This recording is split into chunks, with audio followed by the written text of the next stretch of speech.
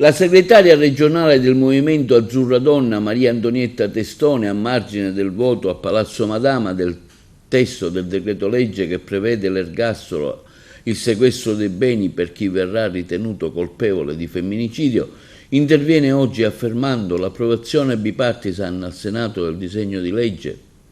che introduce il reato di femminicidio rappresenta un passo importante e significativo del percorso legislativo che riguarda uno dei crimini di cui purtroppo si continuano a raccontare tragicamente quasi ogni giorno. La nuova legge prevede, oltre al carcere per i responsabili, campagne di sensibilizzazione e iniziative formative e didattiche nelle scuole per evidenziare la pericolosità dell'utilizzo di sostanze stupefacenti, psicotrope o che possono alterare la coscienza per prevenire e contrastare aggressioni di tipo sessuale. Dobbiamo continuare a impegnarci, afferma la Testone, con l'attivazione di misure e di interventi per far sì che episodi come questi finiscano con l'appartenere al passato e non al nostro futuro. I tanti episodi di violenza, conclude Maria Antonietta Testone, che sempre più frequentemente hanno come apice la morte di una donna, necessitava di un passaggio politico importante che istituisse proprio il reato di femminicidio.